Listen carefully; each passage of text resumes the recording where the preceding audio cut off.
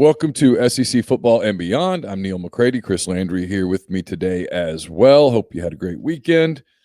It's Thanksgiving week. If you're traveling, be safe and have a great week.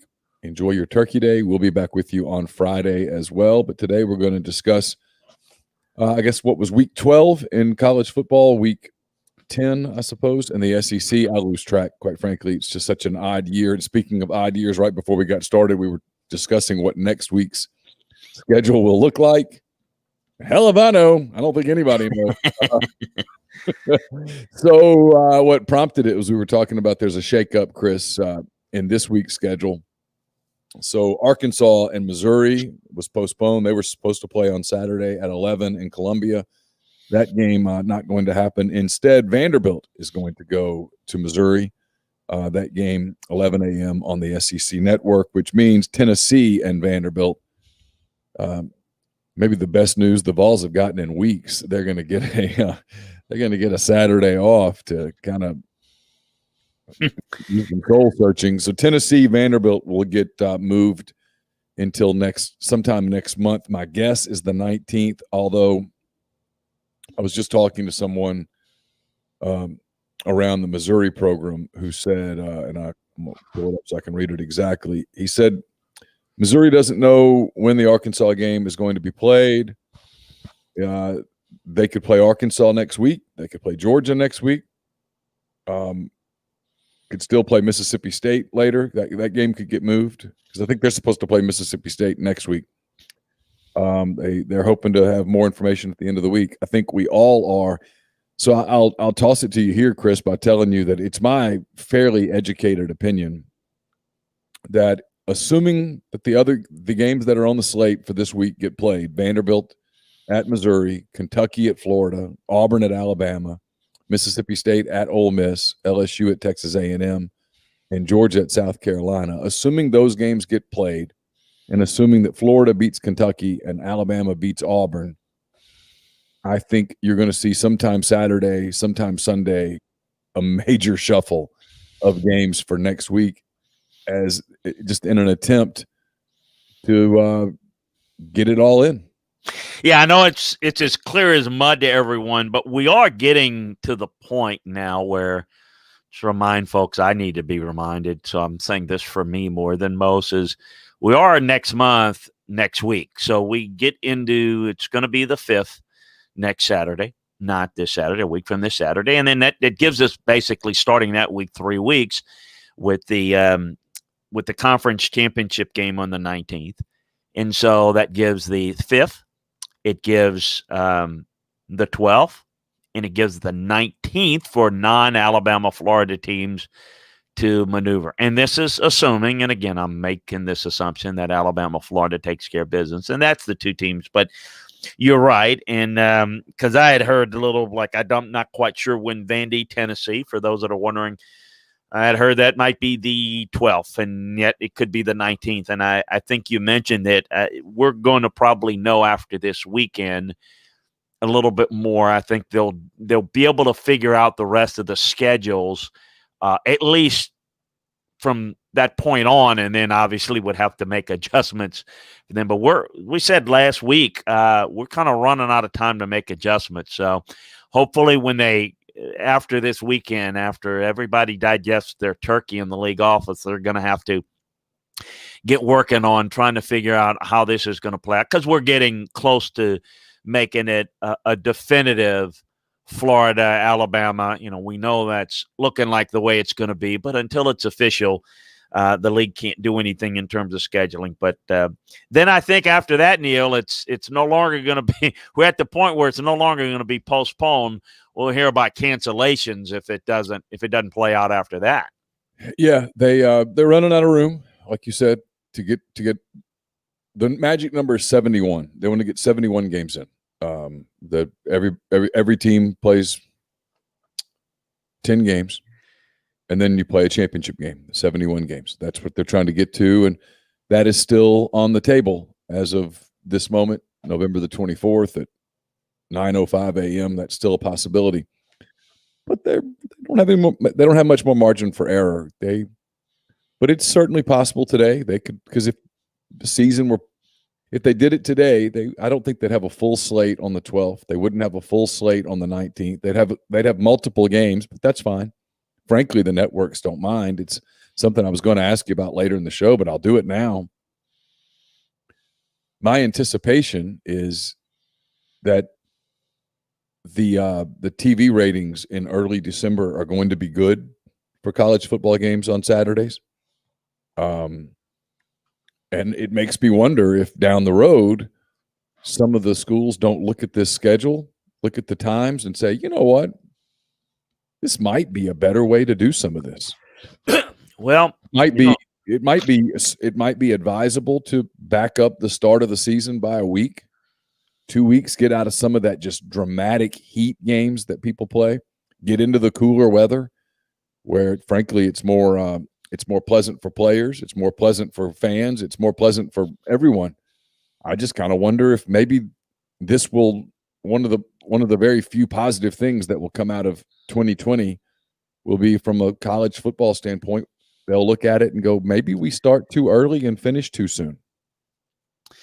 Well, we know the SEC has always kind of had that what I call mini buys, which is the cream puff games before the big games and bye weeks before, strategically placed. So as long as it doesn't affect that, maybe.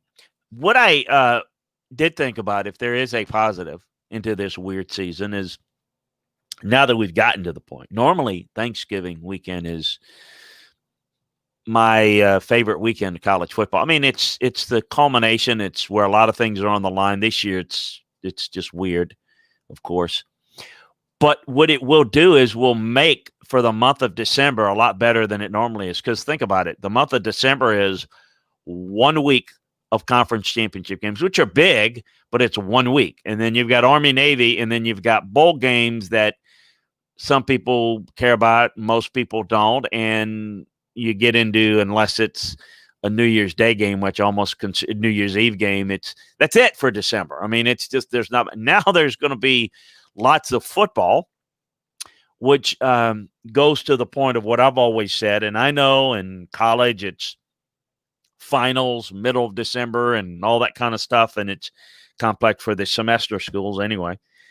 But I do believe, and I don't want to go back and rehash last week's show, but I do believe getting it done to where you could make meaningful bowl games in all of December, I think December somehow should be really, really good. It should be better. It should be made with better bowl games is the way I think it should be. But if it means moving it back, interesting. There is a long, long gap, as we know, between the end of the season and the playoffs for the teams that are in the playoffs. I mean, a huge, huge gap. I mean, almost to the point where you feel like you can get guys back, but you feel like you lose a lot of what your momentum is, and it's a challenge. But I do think college football administratively is so screwed up, and I think we do it all wrong. I think we take the month of December, which should be great for college football, and it's this build-up to Thanksgiving weekend, and then it's like the air's out of the balloon, and then we got to go back and blow it up again. I just think we lose it. And I think, that's why, the NFL takes over. And I get it, going up against the NFL playoffs. But you know what? I mean, we go through December in the weekend in the NFL, and we'll play usually 1 week of Saturday games. But that's because college football's kind of screwed, they've just kind of screwed themselves up. And they allow these college basketball to kind of have these games, which are way too soon, in my opinion. College basketball should be a second semester sport in my mind. But anyway, I think the big this year, huh? It will be this year. Well, yeah, but I mean, I'm talking regularly, and I just think December should be a great month for college football.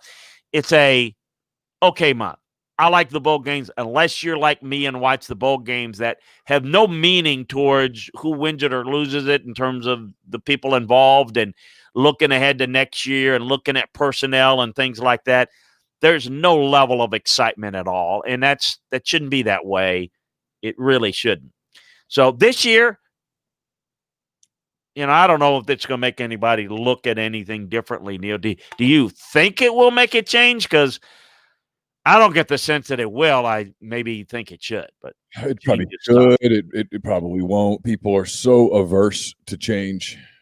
We're all creatures of habit. And the habit is to start camp early August and play the Labor Day weekend. That's when you start, and you have one open date, finish early, and you have the championships. It's what people are used to. So, yeah, and I'll say this and jump. I think that this is where, if you had better if it wasn't like every conference for themselves, and we care about our league and not anybody else. If we had better organization, I tell the NFL folks this all the time. And I know there's a direct TV issue, but the NFL should have a 20-week schedule, not a 20-week season, but they should have double buys, and you could have more games for more weeks. Yeah. And you could have the season into February. College football with better organization could start it that Labor Day weekend and have the blowout bonanza, and they could have it all the way through the middle of December, whether they want to have it in, like you're talking about, with the schedule extending, or in the way I feel, bowl games in December, better bowl games that lead to, hey, let's have the bowls as, let's take teams, they finish their schedule. Now let's start to have these matchups between teams in different parts of the country, and then let's pick our 4 teams after that. That's what I like to do. But regardless, if we could have September all the way through December, leading to the January 1st, and it would be nonstop college football. And no, not everybody be playing every week. You'd have multiple open dates, as they call them in college, and you could do that. You could maximize TV. You'd have somebody that can oversee and say, hey, no, let's look. Hey, Pac-12, maybe, how about you do this? SEC, maybe you do this. And for the betterment of college football, and for the betterment of the fan, the betterment of the sport, the betterment of TV, the betterment of revenue generation, it would be a lot better, because you could make more great weeks. And, maybe you'd have a week that might have a conference week off, or maybe every conference would play every week, but certain teams wouldn't. You could do that better, like, open dates or buys in the NFL. I'm not trying to make college like the NFL, but in terms of organization and administration, it could learn an awful lot. We don't do everything right in the NFL, but it's 100% better than it is in college. And, I'd like to see more organization to where we could have a better December, but we're going to have an interesting December this year. So that's the one positive. Going to have that for sure. All right, let's talk about the games that got played last week. On Saturday, there was the only game that didn't get played was Ole Miss and Texas A&M. That game, I think, is going to get played next weekend, but we'll talk about that another day. The games that did get played, go over the scores real quick, and then we'll touch on these games. Alabama, a 63-3 winner over Kentucky in Tuscaloosa. The Tide now 7-0. Kentucky 3-5. Florida went to Vanderbilt, walked away with the 3-touchdown win, 38-17. The Commodores 0-7. The Gators still hunting for a playoff spot. They're 6-1. Georgia held off a valiant effort from Mississippi State. Georgia wins 31-24 in Athens. The Georgia Bulldogs now 5-2, and Mississippi State's 2-5. Auburn beats Tennessee. The Tigers, having a hard time reading that. The Tigers now 5-2. The Vols 2-5. A lot to talk about with that game. And then probably the most entertaining game of the day. It was a really good game to watch.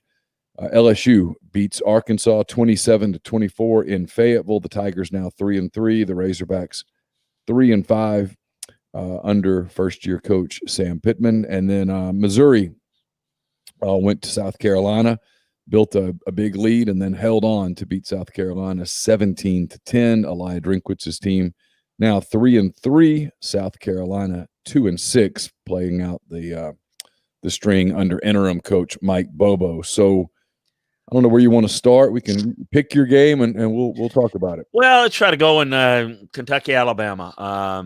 Yeah, well, we know Alabama's a lot better. What did the tape show and what did the game show watching it? Explosive plays. Alabama finishing drives. Alabama, I think quadrupled the amount of explosive plays. Pass plays of 20 yards or more, run plays of 10 yards or more.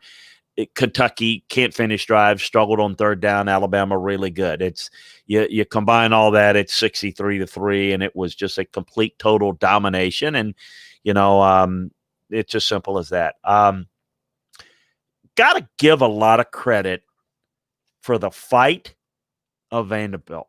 I don't give them a lot of credit. I mean, it is so easy to think in this year and everything that's gone on that they just kind of show up, get their heads handed to them. I look at teams like Michigan and Penn State that look like they are quitting. They look like they have absolutely let go of the rope and are nowhere near it. And you got a team like Vanderbilt that is not at all. Kudos to them. Good young quarterback. Played Florida. What Florida still struggling on defense. Offense was gradually, got into the game. Really ended up playing well. They didn't hit as many explosive plays. Motivation, they weren't as sharp, but they ended up being really good. Vanderbilt can't run the football, but they threw the football pretty well. I still worry about Florida's defense, and even against Vanderbilt, it showed up. I think one of the real stories of the week was the Battle of the Dogs, Georgia. Yeah. JT Daniels, they threw the football 38 times. Mississippi State lined up, played heavy boxes. They played 8.5, sometimes 9 in the box. I mean, they invited Georgia to throw it, and JT Daniels threw it pretty well. You see the passing game is still raw. JT Daniels was outstanding, better than I could have expected him to be in a game like that. And the defensive front of Mississippi State's pretty good. Yeah. But, defensively, Georgia gave up a lot of plays. They're missing a lot of guys. But remember that they gave up yards. What Georgia did is played more zone than they normally do. Georgia defensively will bring a lot of tight man pressure.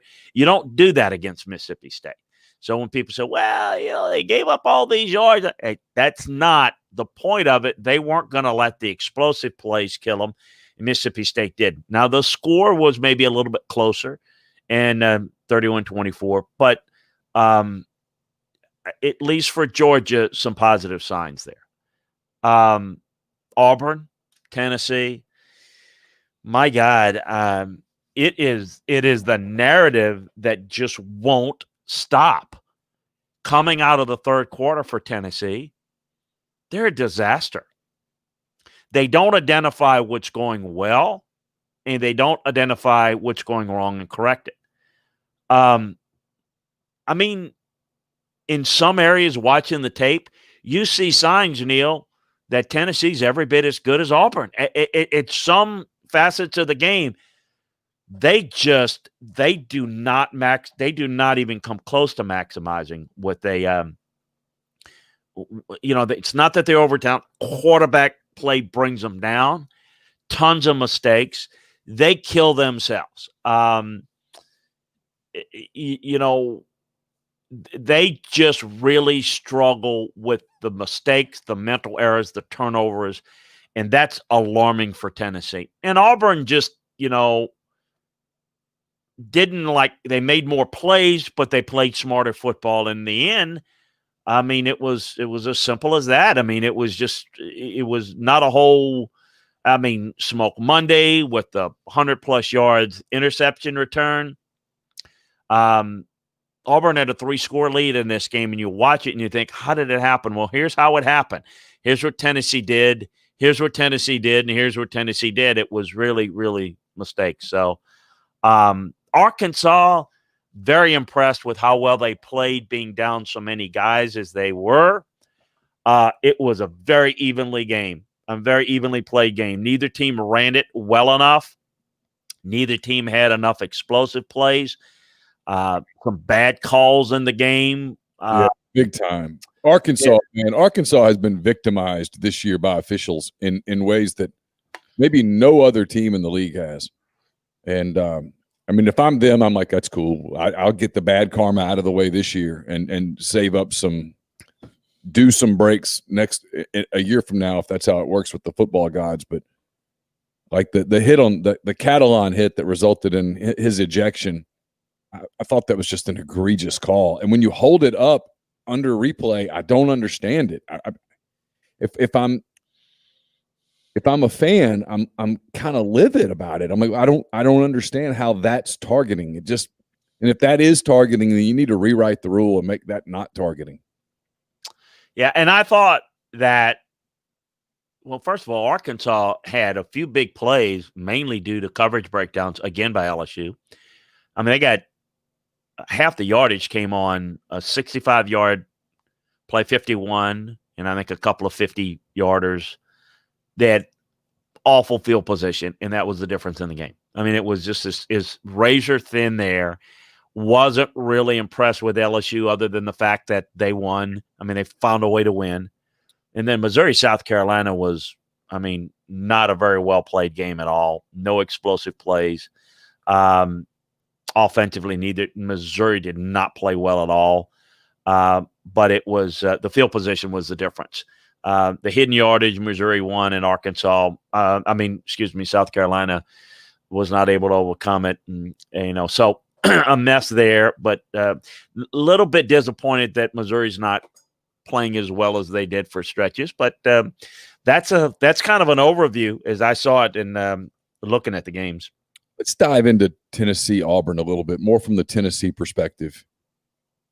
Auburn's going to lose to Alabama, and Auburn's going to lose to Texas A&M, and Auburn's probably going to beat Mississippi State. They could beat A&M. I mean, that game's at Auburn, and Auburn plays better at Jordan-Hare than it does away from Jordan-Hare. So who knows? But they are what they are. Nothing's going to happen there. There's going to be the same disgruntled segment of the Auburn fan base, and the others will be fine. Tennessee, on the other hand, now I think they get a bit of a break here, although keeping guys engaged when you're 2-5, heading into 3 weeks of football where you still have to play Florida and you still have to play Texas A&M. Is this thing salvageable at Tennessee? And we've talked about this. I mean, let's just for kicks and giggles give them a win over Vanderbilt and the 2 losses to Florida and to A&M and make them what would that be? It'd be 3-7 season. What's the plan if you're Tennessee moving forward? Let's say that it doesn't include firing Jeremy Pruitt. If you're Jeremy Pruitt, when this is over and you sit down, not the recruiting portion of it, the organizational portion of it, the way your program looks and feels, is this fixable? Well, yes, it's fixable. Can Jeremy fix it is the question, and I don't know. I don't know. Honestly, I don't have a lot of confidence in Jeremy. He's going to get the chance to fix it, unless somebody, Big Jim, comes in and says, I'm going to give all the money to change all of this, and this is what and it comes from above Philip. I mean, this is Philip on Philip Fulmer's hand, and Philip Fulmer's is kind of put this together. So Jeremy, the answer to your question is he's going to have to fix it next year. I think next year at this time, if this is more the same, no, obviously it kind of forces the hand. Look, what has to happen is they need to finish off recruiting to where they can hold on to the guys that they have. And there's going to be staff changes, more of them. And he's going to have to hit those right. And they're going to have to be better. That's been the biggest problem that he's had. And it's been a fundamental issue for why they've been so I would say consistent in their ineptitude in some areas. They've got to fix that. And it's always difficult, Neil, because look, you feel like you need to make those changes to correct it. But when you make changes, there's the lack of stability in a kind of a growth curve that makes it difficult. But it's kind of the last lifeline before the head coach gets run. And so where does he make those changes? Does he make the right hires? Does he facilitate that? I don't think Jeremy's a good head coach. He certainly has not learned how to be a good head coach yet. What does that really mean? Well, what does it mean is that he doesn't know how to manage his staff. He doesn't know how to communicate. There's not a lot of mutual respect. And, with that's a big problem. Head coaching issues are things that he struggled with big time. It's talk about the little things. I think it's the big things that lead to the problems of the little things being unearthed in a negative way for them. So I think it's a tough situation in Tennessee. And to answer your question, yeah, it can be fixed. Yes, Jeremy, does he know how to fix it? Does he hit it right? Who knows? Look, I don't want to make the comparison because they're different personalities, but Ed Orgeron made some moves and he hit it big last year, and it led to a fantastic year. That's not going to happen to where they're going to win a championship at Tennessee, but if he made some right moves and they turned it around and they won, 9 games next year, 8, 9 games, is that doable? Yeah, it's doable with the right moves. It's not like the program is awful. It's not like they're devoid of talent. As I said, they matched up pretty well talent-wise in some areas against an Auburn and against other teams that they play. Got to get somebody in. They've got to fix the quarterback position. They've got to develop a young guy. There's a lot of got-to-dos, and I don't know if he's going to hit it right. I mean, I would question it, but that's what has to happen. Yeah, I look at Tennessee, and I'm doing a show tomorrow in Knoxville. I've been asked to be a guest because they're campaigning for Hugh Freeze, and they know I covered Hugh Freeze and all of that, and so they want to talk about the whole Hugh Freeze experience, which to me, Hugh Freeze is high risk. He's high reward. I question whether he can put an SEC staff together. He's never done it before. I question whether he can stop perusing Twitter, looking for his name and responding to random people. He did it just last week, so my gut feeling is no. He's a good offensive coach. He gets a lot out of quarterbacks. Well,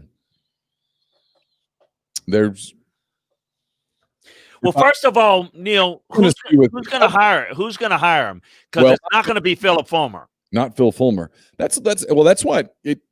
Look, we talked about Hugh Freeze at South Carolina, and the deal was, well, Ray Tanner's not going to do it, and Ray Tanner is not going to do it. If it's Phil Fulmer's not hiring Hugh Freeze. Phil Fulmer's going to hire a Phil Fulmer kind of guy, which is another Jeremy Pruitt, which is, what's the point? Yeah, so the path to Hugh Freeze going to South Carolina is, well, Ray Tanner wasn't going to be involved in the hire. Well, he is. So the answer to Hugh Freeze, for the conversation to even get off the ground, is that Philip Fulmer's gone. That somebody makes Philip Fulmer's gone, they fire with him. I don't think they're going to do that after giving Philip a 2-year extension and giving Jeremy. And it doesn't seem like, and I realize that was done before this season, both of them, by the way. Yeah. But, somebody has to come in from outside and say, okay, the checks stop coming in unless you do this. And, it's going to be from, and I'm not saying that can't happen, Neil, but that's what has to happen. I'm explaining to our listeners what has to happen because Philip Fulmer is not doing it. Let's get a couple of really good questions in our chat thread. Thanks to all of you for being there. Jay Skipworth says, is this a situation like when Brian Kelly went 4-8 at Notre Dame? He adjusted, and look at them now. And Brian Kelly's a heck of a coach. Is there a scenario where you see Tennessee Pruitt learn from this, make the kind of adjustments that Kelly's made, and put his stamp on the program? Well, situations similar. I mean, they're different, but this particular situation similar. Yeah, it's no different than any coach that gets into a jam and he knows how to fix it. Brian knows how to fix it. Jeremy hasn't shown an ability to fix it. The difference is Brian had complete control of his staff. Brian knew how his offense wanted to look and how to get it there. He also has been really good at hiring good coaches. I mean, whether it's Clark Lee now, Mike Elko before, He understands how to, so Brian has a different skill set as a head coach. He's very good. He's very proven. He was proven at Cincinnati. He did it well. I know Brian back from Grand Valley State, Central Michigan after that. Brian's had a long history of knowing how to fix it, knowing how to being a head coach. Jeremy Pruitt is learning on the job. He's not 3 years into being a head coach yet. It's a huge difference. And so doing head coach type things are things that Brian had a lot of experience at a lot of different levels doing that Jeremy does. So I think it's going to take a lot of good fortune for him to hit it. Speaking of good fortune, Spartan Barton wants to know, are there any big-name quarterbacks expected in the transfer portal that Tennessee might be able to capitalize? Yeah, I'm sure there will be. The ability to be able to understand what the passing game needs to look like and hiring the right guy to develop it's the key. Sure, you can go and find your version of a Derek King, but can you bring a Rhett Lashley in to be able to maximize that? And if you're that quarterback, you got to think long and hard before you run off to Knoxville. You have to look at it as if here's a chance to go and be a difference, but you have to be sold. First of all, it's not the quarterback. I mean, it is the quarterback play, but what I'm saying, what has to come first is why are you want to go there? So it has to be, who are they going to bring in to fix the offense? And so who are you? That's where the quarterback's going to say, I'm going to go to Tennessee and I'm going to be the guy to fix it. Okay, well, look, they went at LSU and got Joe Burrow when LSU had no history with quarterbacks and doing a very good job with it. But they were able to sell that, and they were able to now, they didn't bring in Joe Brady to the second year. They brought in Joe Burrow before that. So I think you can sell it, but you have to sell it. Look, I mean, it's one of the reasons why, and I'm thinking it maybe is going to change, but it's one of the reasons why Georgia's had a little bit of an issue of, they've gotten guys, they've recruited quarterbacks, but they haven't been able to hold on to them because it's like, do I want to stay here? Is this how I want to be developed? This is not the offense I want to be developed. So you've got to bring in that guy. That guy will then be able to help sell whoever that transfer quarterback du jour is. They've got a couple of young guys that have some ability there. So, but you've got to do that first. Spartan Barton also has another question since before we get into this week's SEC slate and talk about the games. We talked about Hugh Freeze. He said it's not SEC related, but any chance Hugh Freeze goes to Texas? No. You know more about Texas, I can't imagine. No, Hugh Freeze is not going to Texas, not going to Michigan. And let me say this. Those schools are not going to hire him. Okay, Texas is not going to hire him. Michigan's not going to hire him. Here's not going to hire someone. Okay, here's the truth, Chris. Hugh Freeze would not be able to handle the media. No, and to be honest with you, I mean, the media is it's more of the kind of the fit of the alumni base, and there's a lot of that snootiness at Texas, at Michigan, that somebody that talks like Hugh Freeze and has the baggage that Hugh Freeze has. Look, at Michigan, it's like we are more important that how we do things. And, football is not as important to the Michigan administration that it is to SEC schools. Let's just call it like, and believe it or not, same thing for Texas. Texas considers themselves like the Cal Berkeley of Texas. I mean, they but they also expect to win championships. No, they think Texas thinks that they can go and convince Bill Belichick to leave, or Nick Saban to come. I mean, that's what they're not going to. But no, that's not a candidate. And I know. And by the way, great comments, right? In our comment section today, and Jay and Spartan Barton. There's just not. I think Hugh Freeze is a fit in the South, not because he talks Southern, but because I think there is a huge emphasis on winning. And we can embrace somebody as got an issue. I mean, let's call it like it is. And I'm not trying to be rude or anything. And this is a different era. Bear Bryant was an admitted drunk. I mean, he had an alcohol problem and went into alcohol rehab. I mean, there are things that in the South, in today's world, it's different, Neil, but there's a lot of things they'll put up in the South if you can win. Because in the SEC, I'm talking about Deep South. Yeah. Virginia Tech. Yeah. No, I can tell you they won't. That's not what they would do there. They're going to be patient with Justin Fuente. I know geographically, because you're right there in Virginia, that's not the type of hire that Jim and the rest of that administration at Virginia Tech. No, they're very kind of conservative. So no, I think it has to be a right fit for Hugh. I think Hugh's a really good fit in the South, but not everybody in the SEC appears to be like excited about having to deal with it. It's not even the baggage, and we'll get off Freeze. It's not even the baggage. It's not that stuff. It's just there's just stuff that comes with him that you have to be willing to accept as a program. You have to be willing to understand that there's going to be the program is going to be all about him. It is. Everything about his program is all about him.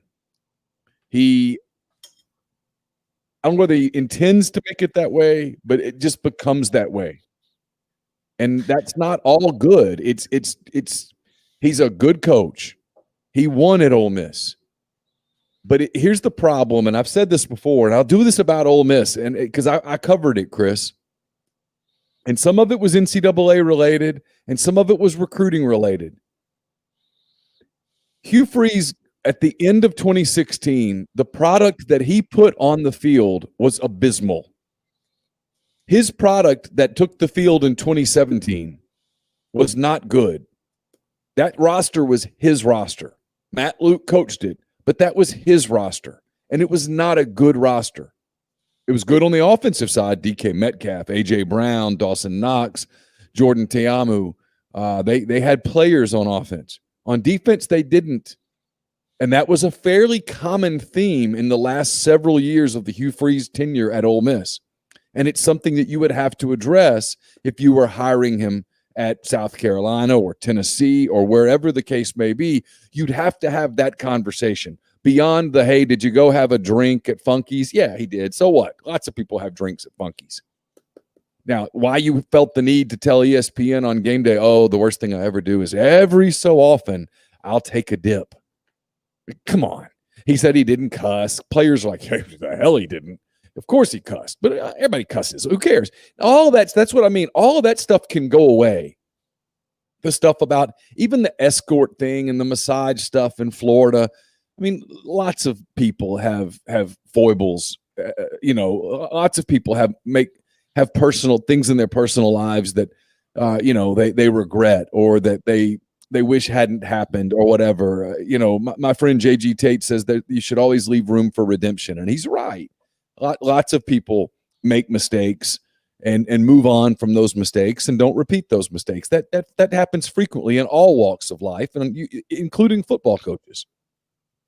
But the product that he put on the field, if you're going to be honest about it, and that's what people don't do, because people do this thing with Ole Miss, like, well, he won bigger at Ole Miss than anybody else could, so look at that.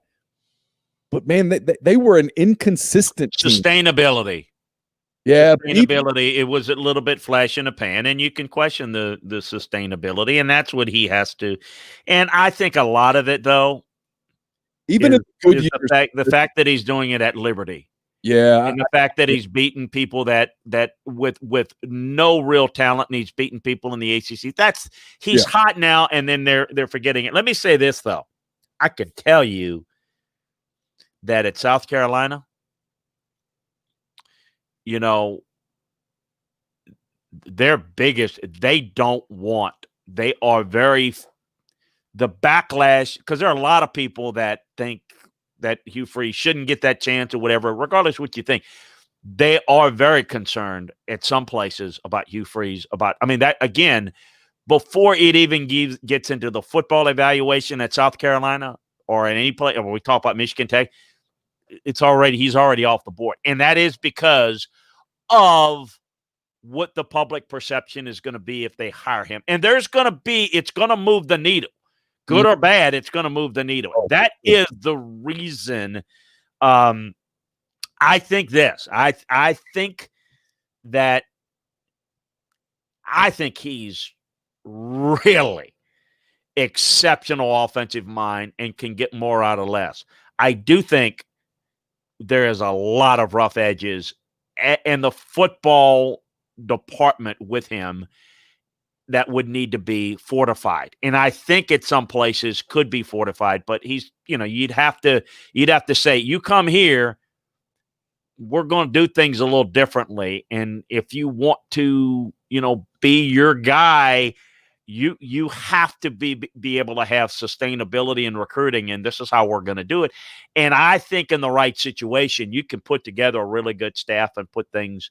But I think there's risk associated with you from a football standpoint, and definitely lays some off the field risk in terms of the backlash that you're going to get. No doubt. And the stuff that, if he gets back in the SEC, a lot of the stuff that has gone kind of under wraps over the last several years starts to kind of get unwrapped, depending on what it looks like in recruiting. And,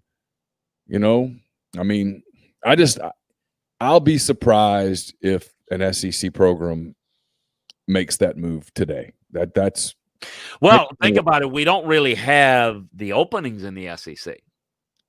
We've just talked about South Carolina, and that's not going to happen. Vanderbilt is going to open. I don't think that's a fit for him or for them. No, and no. I don't know. Maybe it's an opening. Maybe it's I don't know. I don't know that they're going to. I'm more interested in what is Vanderbilt going to do and who they're going to hire unless they get that. But I don't see that. I don't see an opening, and so.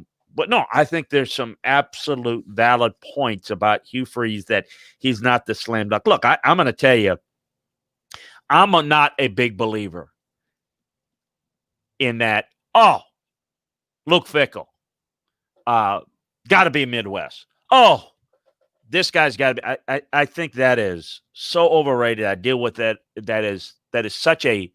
I got that so much with Nick Saban and LSU, and I'm like, you Midwest guy doesn't know the SEC. That's so overrated.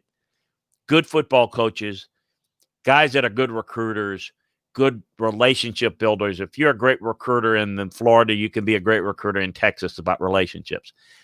To me, the home run guys that I would look at any place, like a Tom Allen at Indiana, Luke Fickell at Cincinnati, Matt Campbell at Iowa State, big time programs. I would go. Now, I don't think South Carolina, would get either one of those guys. But if I were Tennessee, in a year from now, depending on what's there, I'd look at a guy like Tom Allen, who, by the way, has a background.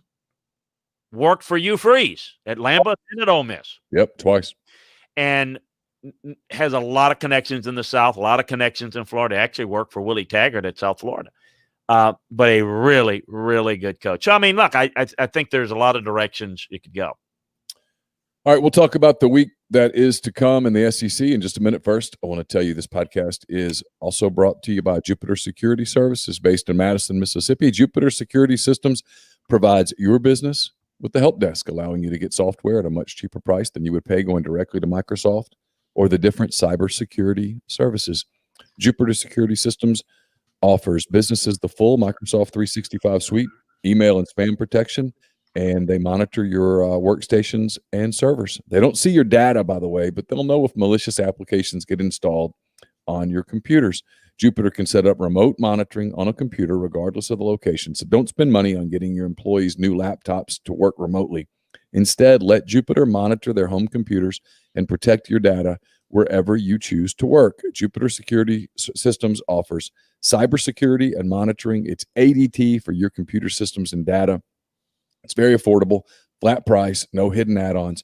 For more information, call Eric at 601-519-9583 or email info at jupitersecurity.net or visit jupitersecurity.net. Also brought to you by Blue Sky. Blue Sky believes in being fast, fresh, and friendly. Through the thoughtful layout and cleanliness of their stores, Blue Sky hopes to provide customers with a fast and easy buying experience. From services to products, Blue Sky plans to keep things fresh, and they always provide the freshest flavors of their brand name products and the best services available. They even bring in some of the newest products on the market to their stores to provide an even better customer experience. A smile can say it all, and at Blue Sky, they want to show their customers that they care about them and their shopping experience. They'll always strive to improve their efforts to accomplish exactly that. So check out Blue Sky today at any one of their 48 store locations across the Southeast. All right. So, Hey, Neil, real quick, but before we go, let me answer a couple of questions here before we get, because really some good questions. I'm trying to answer them online. And okay. For Woodshed King of South Carolina doesn't hire Freeze, who's the next head coach, Brian. Brian, I've answered it there. You know, Billy Napier, Shane Beamer are the guys that they're strongest on right now. Jig's dad, 44, really good Syracuse fan and Giants fan. So you can send Hugh Freeze to one of those liberal schools like Syracuse. Hey, you know, why not? That would be a good fit. And let's see, Drevin 09, what are the advantages of the pistol offense? Team Georgia ran some of the formation. The advantage of the pistol, it's a shorter version of the shotgun, and it brings the downhill run game in a little bit more. That eliminates it basically from a shotgun, and obviously the downhill run is a big part of what Georgia runs. So it allows you to run that, and we've seen that more and more. So really good comments and questions. Appreciate all the contributions there. All right, so let's talk about the games this week. We've got Kentucky at Florida, Vanderbilt at Missouri, Auburn at Alabama, the Iron Bowl, Mississippi State and Ole Miss in the Egg Bowl in Oxford. LSU is at Texas A&M, another big rivalry game, and then Georgia, South Carolina. Let's talk about the two games that have championship implications off the top. When I mean championship, I mean SEC championship. Florida and Kentucky, the Gators, pretty much wrap things up from their perspective, at least get a lot closer to it by beating Kentucky. Is there a scenario where Kentucky beats Florida? There's really not, is there? No, although Kentucky's played Florida well in the past, and I will say this, you know, Florida doesn't step up on defense. You know, Kentucky can control the football and maybe limit the possessions and maybe make this game a little bit more hairy than should be. And I think we saw that a little bit with Vanderbilt playing pretty well for a quarter and then some against Florida. So I think anytime you have a defense that's really struggling as much as Florida's is, I would not rule out Kentucky. The problem is, even though Florida's struggling on defense, Kentucky, they'll play a lot of zone. They'll play a lot of two deep, maybe some cover three, and try to prevent the big play. Look, if they can somehow create some turnovers, I could see that game. I could create a scenario where it could be a little bit closer, but I just think in the end, Florida's too explosive and will probably win double digits. All right, the other one, of course, the Iron Bowl, Alabama and Auburn, 2:30 on CBS. Boy, Alabama looks good. I mean, they really do. Offensively, they are a juggernaut right now, even without Jalen Waddle. Auburn's played okay, had a nice performance against Tennessee, but a little too much to bite off here going to Tuscaloosa, right, for the Tigers? Yeah, defensively, they don't match up. I think they'll give up a lot of points, and I just don't. Alabama's starting to play good situational defense. People will say, well, but, you know, Kentucky, you know, move the football on. Remember, defenses are defined. Good defenses are defined differently. And this Alabama team is not built around their defense, but they're starting to play very well. They're leveraging the run better. They're breaking on the ball better. They're limiting the big plays. They're playing good red zone defense. 3 points Kentucky scored. 3 points. It couldn't get it done. I think obviously that Auburn will have a little bit more success offensively. I don't think a lot. I think it's going to be a tough game. I think they'll confuse Bo Nix. I think they'll be able to take away the run, tough to run on Alabama. I don't see this game being close. And while I thought Alabama would win the 2 games against Auburn, that Auburn upset Alabama in recent years, I could see a path because of some of the problems that Alabama's having. I don't see the problems at Alabama. They don't have the real big injury issues. I mean, Waddle's tough, to lose a guy like that, but quarterback's playing well, got receivers that can run the football. I see this as a big win for Alabama. Yeah, I do too. Listen, I've watched Ohio State now. I've watched Clemson. I've watched Notre Dame. I haven't watched Oregon, so maybe they're not. I have. They're not. I don't think there's a team that's out there that's better than Alabama. And I know I'm not talking about the rankings. I just mean literally the better team. I just think Alabama can outscore everybody, and they're good enough on defense to hold serve enough times to blow a game open. I've watched Ohio State. I think Alabama beats Ohio State double digits. I think Alabama beats Clemson double digits. I think Alabama's going to win the championship. Well, Alabama's better in the secondary, playing better in the secondary than Clemson or Ohio State by comparison. I think when healthy, which they're not right now, Notre Dame at the line of scrimmage is comparable, but Alabama's better. They certainly don't have the explosive playmaking ability. And I agree with you. I think Alabama is the favorite. And I think Clemson is the team that we have to watch and see how much better they get. I think that's one of the reasons why Dabo had another temper tantrum this weekend. I know it was frustrating, but I think the story behind the story was that, Clemson is the ultimate development through the course of the year team. They get quite a bit better by year's end, and they haven't, some of the games like not having a Florida State game last week is where they really get a lot of young guys ready. And I think that they're not quite on pace like they normally are. They're still good. Still, I think they're probably going to beat Notre Dame again. Probably going to beat Notre Dame the second time. But I agree with you. I think Alabama is the best team in the country. They certainly look the best on film right now. All right. The other game that has potentially some title ramifications, more in the national realm, is LSU at Texas A&M. The Aggies 5-1 right now. If they run the table and beat LSU and beat Ole Miss and beat, who do they have left? Auburn and who's A&M have left? Auburn and Auburn, LSU, Ole Miss, and I guess that's it. That's that's it. That is it. Yeah, Auburn, LSU, Ole Miss. No, they're Tennessee. Tennessee. So if they win those 4 games, they'll be 9-1. They would be in the conversation certainly as the fourth slot. LSU comes to town. You talked about LSU and Arkansas a little bit.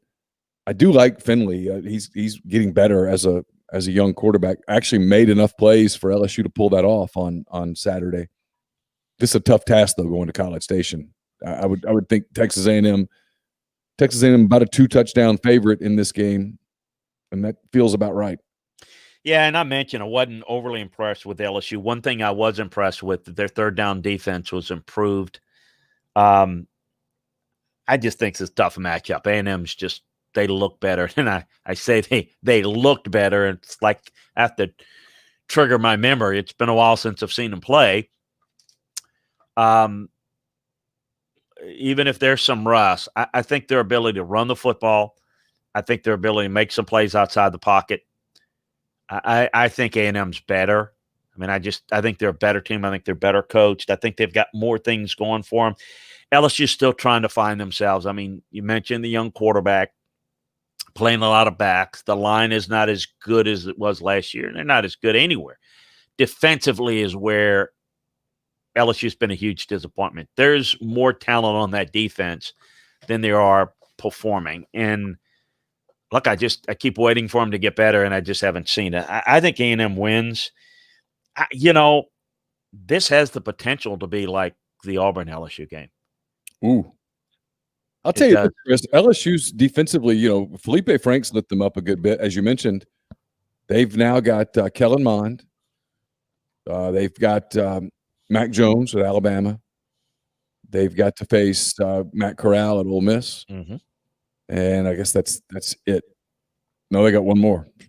Somebody, I'm losing track. You mentioned they got to play Kyle Trask, so they've got Florida. You mentioned Alabama, Florida, A&M, and Ole Miss. So they might have the best 4 quarterbacks in the league staring at them over these next 4 weeks. That secondary either gets better or it gets and there's some talent there, but they don't. You can really cross them up at the line of scrimmage.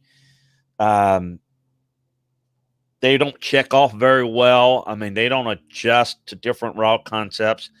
I just think that Jimbo does such a. I think it's a mismatch. Jimbo and Bo Pelini, I just see that as a mismatch, and I don't know how sharp A&M is going to be, layoff and whatnot. So that may prevent that game from being quite the blowout that Auburn was, but I think it has the potential for it. I do. Vanderbilt at Missouri in a game that got thrown together yesterday. When a game gets thrown together like this, is it harder to prepare for it? Yeah, absolutely. I mean, you don't have as much time, and if you're smart and you're looking at everybody, you've done a little preliminary work. Your analysts have done preliminary work on everybody. So you just have to, take that information and you have to start imparting it a little quicker. It is definitely an adjustment. So what you try to do is focus more on you and what you can do well. And what you try to do, Neil, is you try to look at things that are similar to the way that another team that you've already played plays it. And you can kind of piggyback off of a game plan that you've already had, because the toughest thing is to impart what you're going to do with your players in a short week in an adjustment moment. So, I think it's a challenge here, no question. Egg Bowl in Oxford, 3:00 on Saturday. Mississippi State, after that performance against Georgia, they come in to play an Ole Miss team that is more rested probably than it wanted to be. Lane Kiffin said he would have loved to have kept playing, especially on offense, the way that they were clicking. Obviously, State's going to try to drop 8. They're going to do – I think they may have found something offensively a little bit in terms of, hey, everyone's going to drop off of them, and now they've got a young quarterback that's not trying to force it, a lot of dump-offs and making plays in the open field, which is sort of the Mike Leach MO. How do you look at this game early? We'll dive into it a lot on Friday, but looking at it today, what do you see? Well, I'm really intrigued from a big picture standpoint. This is definitely one that I'm curious to see for how long these guys coach against one another.